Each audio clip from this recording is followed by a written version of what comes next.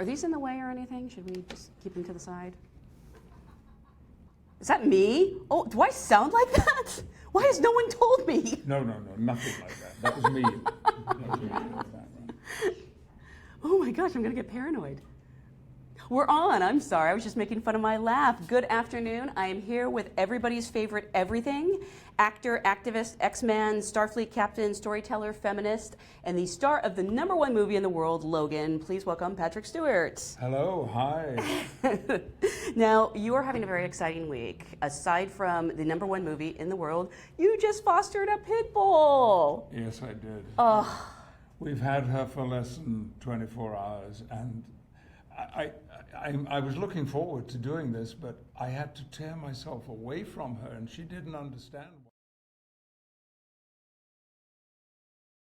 That might have been a little awkward. She hasn't traveled with us yet, but we're fostering her, and it'll only be a few more days. I'm sorry to say, it has to be, but we're thrilled to be doing it, and she's already had such an impact on our lives, including putting hair inside the bed, which was never on the agenda. She, you got her yesterday. We got her at about 2 o'clock yesterday afternoon. Which was International Women's Day. Exactly. You brought home Ginger, yes. the pit bull. Yes. Made herself right at home. Oh. Speaking of, have you ever seen the pit bull that looks like you? People say? You've yes, seen this I meme? have, and I can see a slight resemblance. I think it's in that whimsical intelligence of the look. Yeah. Wouldn't you say? Oh, they're yeah. I mean intelligence to the level of like being intellectual and profoundly serious. Do you ever make that expression?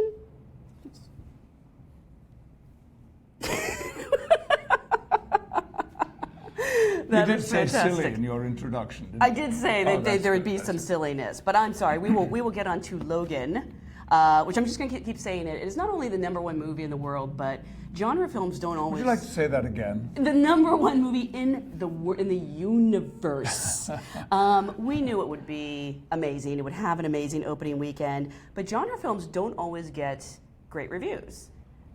People are talking about Academy Awards for your performance. I'm talking about Academy Awards for this performance, but I am not the only one. Also, it's already made over $260 million worldwide. I mean, can you even process a figure like that? No. I've been reading getting these emails almost hourly, the international figures, the numbers for China, the numbers for Taiwan, where we went to promote the movie last week, by the way, we were there. Hugh and myself. And of course, we are delighted, thrilled. We are partly astonished because I think the sensible thing is always never to expect too much. Mm-hmm. But the fact is that James, our director, made a very different kind of superhero action movie. How many movies of this kind are there where perhaps the most pivotal, if not memorable scene is 6 nice people sitting around a dinner table in a little rural farmhouse having a conversation. Mm-hmm. Of course, what happens very soon after that conversation, I can't tell you. But it was a bold move of James Mangold to write his 2 principal characters, Charles and Logan, as damaged goods. Yeah. But seriously damaged goods. Logan can just about cope. He drives a ratty old limo and takes jobs in order to pay for illegal medications to keep Charles alive. Now, Charles is basically good for nothing at the start of this movie. He's disturbed, he's ill, he's confused, he's often angry, he gets tearful and remorseful, but what we learn about him very early on is that he is very, very dangerous. And that is the most extraordinary thing about this big-hearted, sensitive, intelligent, compassionate creature, human being we've known for the last 17 years. And I should probably warn people who are watching that we are going to get a little spoilery probably, and if you haven't seen it, I can only assume you're living in a smelting plant in Mexico, which is a joke you'll only get if you've seen the movie.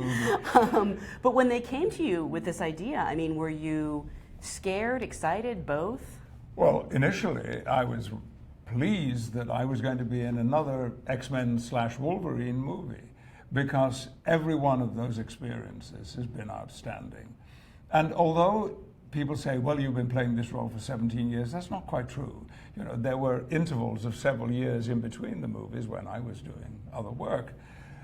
But when the hint was dropped that this was going to be a very different kind of movie, and that we would meet a Charles and a Logan who were damaged and vulnerable and dangerous, I was immediately fascinated. I respect James Mangold so much and admire his work, both as a filmmaker and as a writer. And what he has done with this, because it's bold. It is very bold. And for the studio too, Fox, who have been totally supportive of this movie, and throughout the process, I am told by Hugh and James, always supportive of the risk that they were running in doing something that really the fans were probably not expecting. Mm-hmm. So, but then I saw a script, and what struck me most of all about my character was not what I said, but it was the description of where I was. Wow. That grabbed me. Charles Xavier is living like this, in dirty, sweaty pajamas, in a nasty, unmade little metal bed, in what appears to be an overturned water tank or something. This is how Charles is existing, rambling on, chanting television commercials. Well, diversity. By the way, I talk too much, but you've already Oh, well, they're here discovered to that. hear you talk, not me, so please go on. Diversity and contrast has always been, and when I say always, I'm talking about 56 years, central to the work that I choose to do. My very first paid professional job was as an acting ASM. It didn't mean that I was pretending to be an ASM. I was an ASM who did a little bit of acting. And we did a different play every week. Every Monday night, we would open a new play, and Tuesday morning, we would start rehearsing the next one, and we rehearsed for 5 days, and then we did another one. So I was playing, immediately on leaving acting school, a multitude, an 80-year-old one week, and a teenager the next week, a romantic lover the next week, and then a mass murderer the week after that. And that got me hooked. Yeah. And that's how it's been ever since. Well, I'm curious also, because this is a very different Charles from what we've seen before. He's suffering from a degenerative brain disease. There is a moment where we learn that Charles has hurt people, essentially, that something has gone horribly wrong. And it has not gone into detail in the movie. I love that it's sort of left ambiguous. But as an actor, did you need to know what that was, and did you have those discussions with James? Oh, yes. And there was a draft of the script where that story was a little more specific. In fact, there would have been no doubt about what this incident was. Now all that happens is that I think Logan says, what happened at Westchester? Yes. But we never know. I know James told me what happened at Westchester, and if he hadn't told me, I would have had to have made it up. And I would have assumed it was something very, very bad. Yeah. I mean, we get a snip of it on the radio, too, I think. Oh, in we one do? scene. Yeah. Oh, you were paying attention, weren't you? I might have seen this movie more than once. Like an embarrassing degree, actually. Oh, no. In fact, I'm only into work today to do this. I've pretty much been at the movie theater.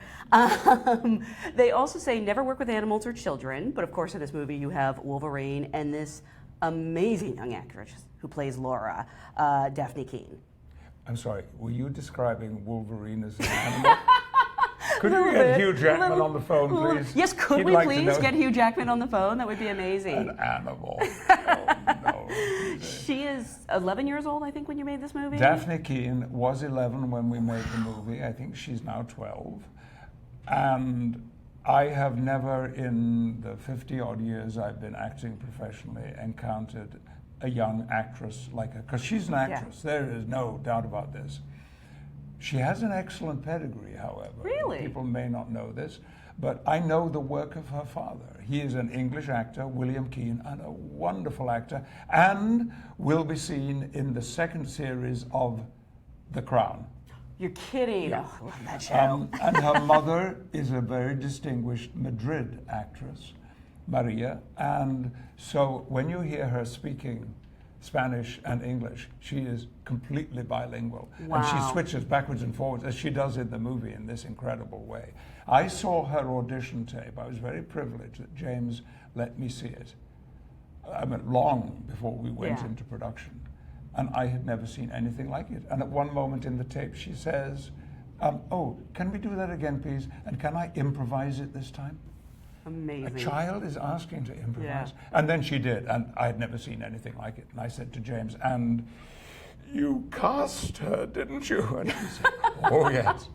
Yeah, she's phenomenal and also delightful. You know, Hugh and Daphne and I spent many days in the back of that truck. Yeah. And it was June in Mississippi, and we're in Natchez on the border of Louisiana, Mississippi. It was in the high 90s and 95% humidity, and the air conditioning on the car basically didn't work. And we could never have had it on anyway because of the sound problems, and all the windows were out. Yeah. But we had so much fun. We told stories, we talked about acting, and we talked about Spain and working in America.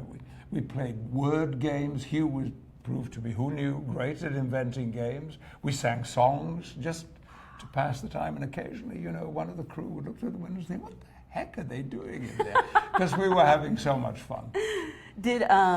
Was she intimidated by you guys? Did she know who you were? Like, was she a Star Trek watcher or a fan of Hugh Jackman's, as far as you know? There was no indication Really? whatsoever that she was intimidated. I was intimidated because I'd seen her audition tape Yeah. and knew what she was capable of. So I was like, a little on the defensive, but I melted.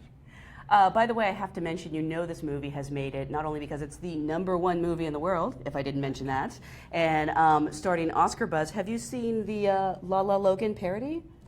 Oh, no. I'm upset you're not in here somewhere. Yeah, I'm a little upset too. Yeah, I don't know who But created I love this meme. that. Isn't that great? That's wonderful. From the director of Walk the Line. Yes, but I think Charles should be over here somewhere, in his wheelchair. Well, it's out there now. And Yeah, so exactly. some I clever tried to person will track do it. down the creator of this meme, but everybody takes credit for it, so That's I don't brilliant. honestly know who it was. I hope Hugh and Daphne have seen it. I'm sure they have. My friend had a question for you about working with Hugh Jackman, because this is a more worn-out Logan than we've seen, but he's still in great shape.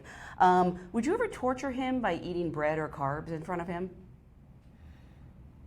We ate what we wanted. Really? What Hugh's regimen of food was so extraordinary that, there's nothing we could have done to influence it. And it worked for him, because when I first met him, when he came on the set, because he wasn't cast when we were filming the first movie in Toronto back in He was a late addition. 1998. Yeah, Yeah. Another actor had been cast and then was not available. His movie was overrunning, and their studio wouldn't release him. And this slender, slim, smiling, boyish Australian turned up on the set one day. All the X-Men were sitting around in a circle. Hallie and Anna and all the crowd, James and Ian and myself. And this nice guy turned up, who looked like what he was, which was a musical theater actor.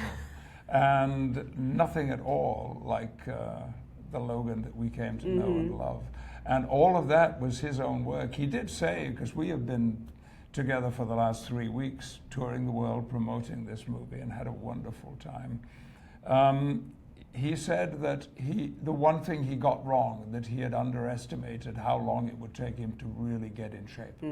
He thought he could do it in 3 weeks. Oh, God. It took a little bit longer.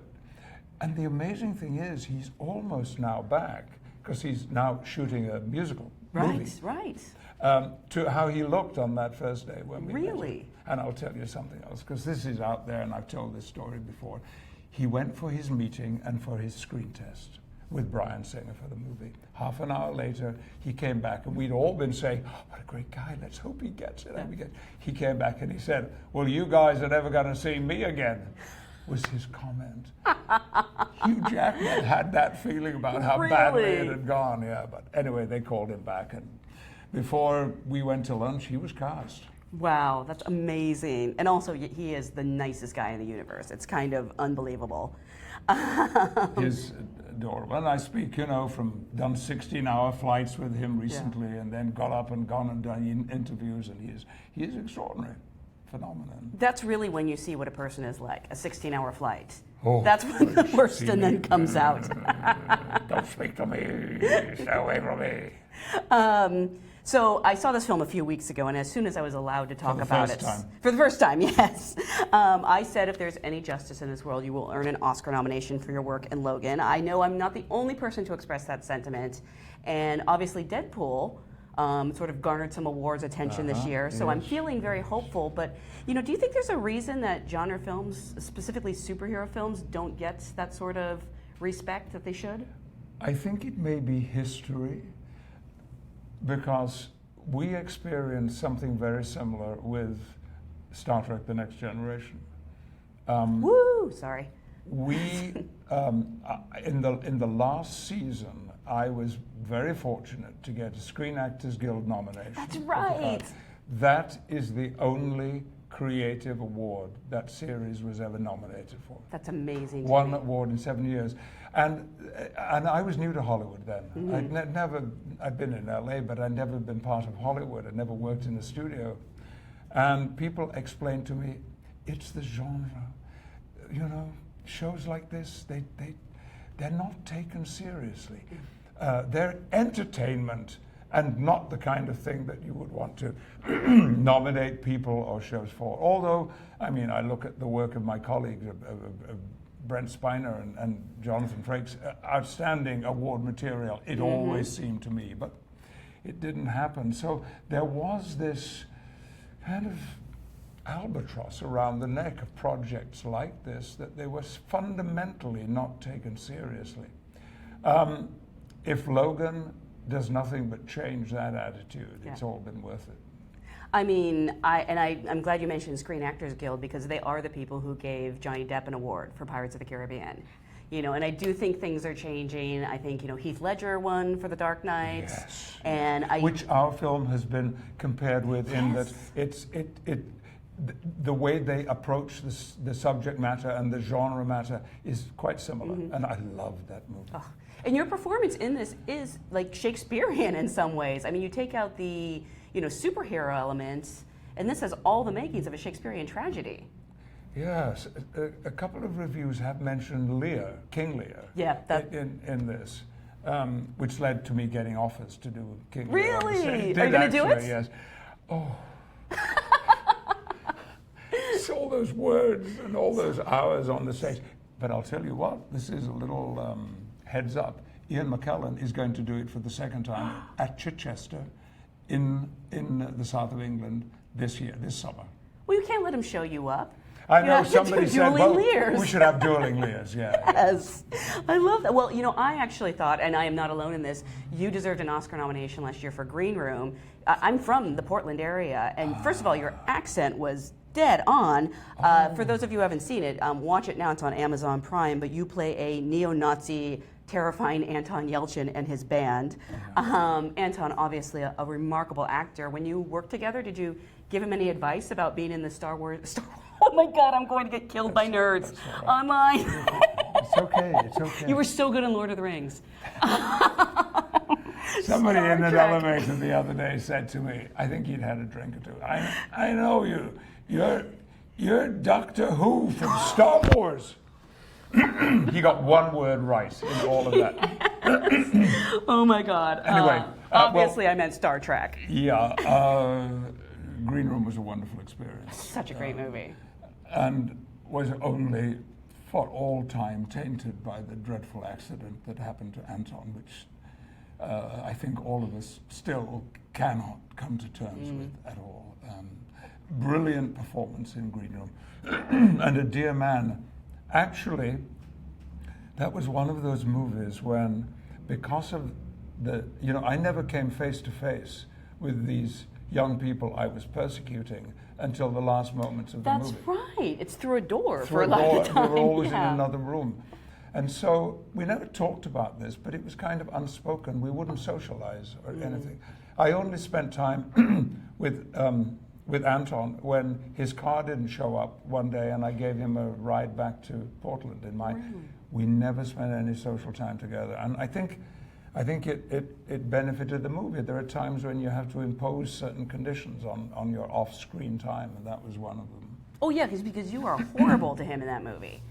Yeah. You are obviously. Thank you anyway for those comments. Much appreciated. Oh no, it's a great movie, and anyone from the Pacific Northwest always gets a little like antsy when they see a movie set there, and the fact that you guys nailed the look of it and the accent. Well, my mom doesn't believe you're British because I showed her that movie, and I had to show her a whole bunch of other stuff to convince her. I will let my dialect coach, who is in fact a Portlander. So really? So that was a great blessing. Know how much the accent worked for you. It was. I loved my time in Portland. I loved that city, or is it a town? It's a city. It's a city. Yeah. The people, the food, the bars. Standing at a junction. This became a little bit of one of my hobbies. Standing at a road junction and watching all the traffic in all four directions stop. Not because it was Patrick Stewart, but maybe this person might want to cross the road. Yes, so we're just going to stop until he decides. Nobody's tooting the horn, nobody's yelling abuse at you. That's the kind of people they are up there. It's kind of amazing. Speaking of Shakespeare, you are obviously, a great Shakespearean actor. Next week is the Ides of March. Oh, yes. Yes, so it it is. Do you have a favorite? The 14th, is that right? 15th. 15th. Line of Shakespearean dialogue or monologue you would want to share with us? Well, it's been a huge part of my life. I live with it. Occasionally my wife will say something and I will pick up and 10 minutes later I'm still reciting Shakespeare because it's speeches I learned when I was 13 are still there. Wow. But when it comes to favorite lines, what I came to love over the decades that I worked in Shakespeare were the simple, ordinary lines, which you would never think was Shakespearean, but spoken in a context that made them extraordinary. For example, there is a character.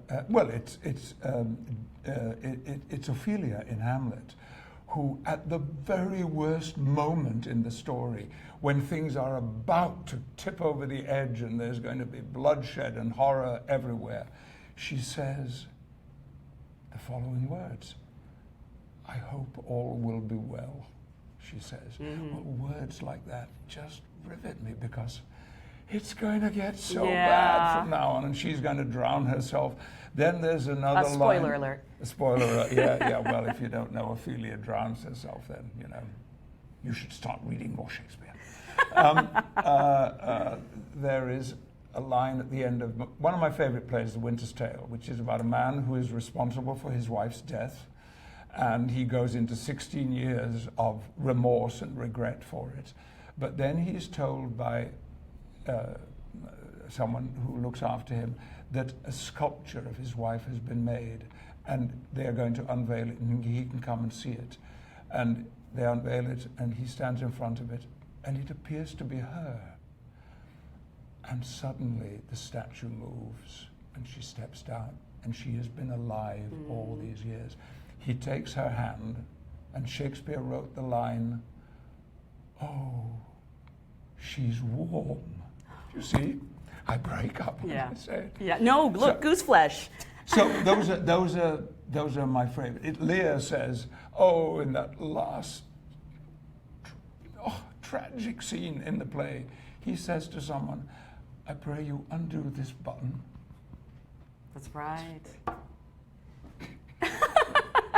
Now, maybe it is because of your Shakespearean training, but people have said, myself included, that they would listen to you read the phone book.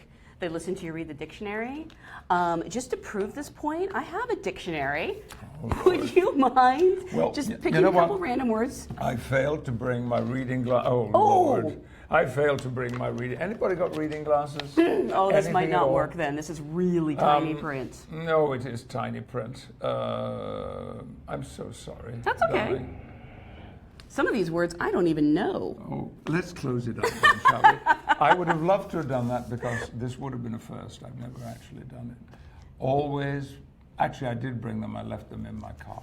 Probably wisely. I think we only have a few minutes left, so I just want to ask some questions that were sent to us on Twitter.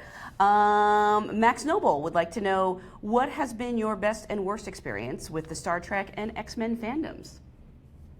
Fandoms? I cannot think of one bad experience. I was overwhelmed by the enthusiasm of the fans in Germany when we were touring, and in Taiwan and China. Extraordinary enthusiasm. That's an understatement for the movie. It's when people connect me to either one of these genres at unexpected moments. Deep in the jungle in the Yucatan in Mexico, a couple of years ago, my wife and I were having a wonderful vacation touring all of the Mayan sites in the Yucatan. And it was late afternoon, and it was one of those uninvestigated sites. And we'd been sitting on the top of a wall, and we probably shouldn't have been there. And then the moment came, we had to leave, it was getting dusk, and I jumped off the wall, and as I jumped down, a woman turned the corner and said, "Oh my God, it's Charles Xavier!" In the middle of the Yucatan jungle. She instantly recognizes Charles Xavier. She doesn't say, "Oh my, it's a Mayan emperor." I mean, that would have gone down well. I also know you guys have some famous fans. I think Tom Hanks is a huge Star Trek fan. Have you ever met him? And he's Yes, indeed, I have. Tom, I hope you won't mind me saying this, knows the names of the episodes. And at one point, when I was with him, it was a kind of mixed Star Trek thing that Tom was there. I think it was in Las Vegas. And he looked across the room and he said, "Oh, that's Rick Berman." He was the executive producer. He knew the names of the people who made the program. But Tom, and if Tom will excuse me, an even grander name I have to mention. We had a wonderful hairdresser, our chief hairdresser on Star Trek, Joy Zapata. Fabulous hairdresser, wonderful person. And one day she said in the makeup tray, we're all sitting there early in the morning talking about last night's TV, and she said, "Oh, by the way, you might long to know that you've got a fan. And I only heard this yesterday, but he never misses an episode." And we said, "Who is that?" And she said, "Frank Sinatra." What? She really? was Frank's wife's hairdresser. Oh my God. And she had been with him, and when Frank heard that she was there in their house in Palm Springs, he came in to check and said, "I love that show so much." So sorry, Tom, but Frank, I'm afraid, takes your place. That is amazing. We have one from Daniel who wants to know, if a high school student asked you why he or she should read Shakespeare, what would your answer be? I would say immediately, if you feel you should read Shakespeare or you must read Shakespeare, maybe you don't have to, because there should never be coercion about it.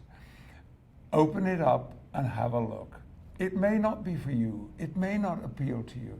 When I was 12 years old, my English teacher, who, by the way, I talk to on the phone quite regularly, and shall be doing this week, yes, because I had a most wonderful experience in a museum in Berlin, an art gallery. I turned a corner, and there was the original Rembrandt oil painting of the copy that used to hang alongside our school hall door. And I saw every morning for Man in the Golden Helmet. Wow. And there it was, and I was looking there. So I want to tell him, because he would have seen that as well. He handed out copies of Merchant of Venice and said, start reading. And he said, "Oh, Stewart, you're Shylock, you're Portia." So we all started reading. And he said, "Idiots, not to yourselves. This is a drama out loud." So here's a tip. Why not open a copy of Shakespeare anywhere and just try reading it aloud? Now, I didn't understand what the heck the words meant, but I loved the sound of them. Even with my broad Yorkshire accent, I loved the sound of them. Question I love from, I think it's Jean Mayer. If you could pick anyone to go on a road trip Logan style, who would it be? Oh, my. Hopefully it'd be a happier road trip than you and Well, Logan. it would certainly include my wife, because Sunny is a great companion and has a great way of, she can choose great music to fit the time, the mood, the occasion. Well, she's a And musician. Also, she's a musician, Yeah. she's a singer, Sunny. And also, she's a terrific driver. So when I've had Really? enough, I can sit in the passenger seat. Beyond that, I like how practical that reasoning was. I'm going to get a good driver. I'm a Yorkshireman. The practical is always a big consideration with me. I would have William Shakespeare in the car, because I'd like to see how he reacts to driving at motorway speeds.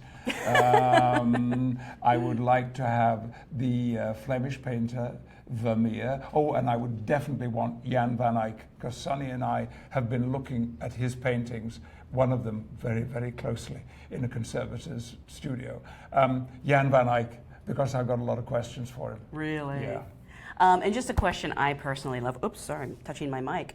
Dharma would like to know, have you ever forgotten your lines, a prop, or a choreography during a performance? And what happened? Yes, and it happens from time to time. Ian McKellen and I have just finished a run on the London stage, 6-month run, of Harold Pinter's great play, No Man's Land. And at different times, we each forgot our lines. We're very old. And I would always know, because a look would come over Ian's face, like an inward look rather than outward look. And I thought, here we go. It happened very rarely, let me say. I don't want to give the impression Ian McKellen cannot remember his lines. He remembers them brilliantly. And when he doesn't, he makes them up even better. So we would work our way around the little snafu until we got back online again. But I have done some very, very silly things as an actor, sometimes unintentionally, saying lines in the wrong place, introducing people who had already been introduced, things that were just lack of concentration sometimes. Yeah. And I hope I have overcome that fault. Do you ever get stage fright anymore, being on stage at this point? I've never had stage fright in my life. So lucky. Apprehension, yes. Sure. A nervous tension, but fright, fear, no, because the first time I was put on a stage, I discovered that it was the safest place I had ever been in my life up to that day. Amazing. And I have said this to you before, I want to thank you for all you've done, being such a wonderful ally to women, being such an amazing feminist, and that just really means a lot to me and a lot of people I know. That was a total non sequitur, but I felt that I would be remiss if I didn't say that. And I just want to show your range. This is you in Logan. I don't know, how long were you in makeup? Quite a while. Not so much for the makeup, although I lost 20 plus pounds for this, because when I lose weight, it falls off here. And I thought I needed to look as emaciated as possible. What took time was the hair. Did you notice I have hair? Somebody asked me about that. You didn't notice it? It's like on the side. Yeah. Well, it's on the side.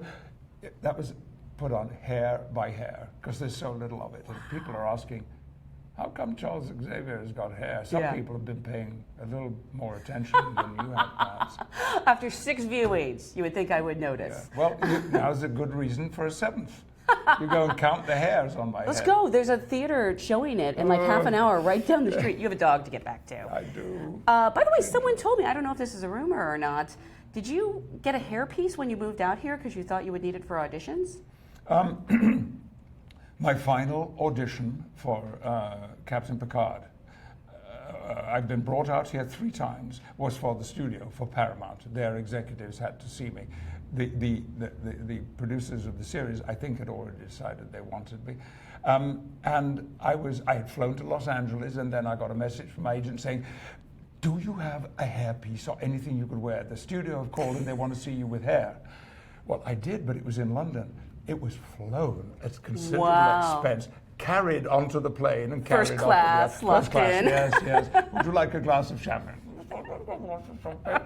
And I wore it for my final audition.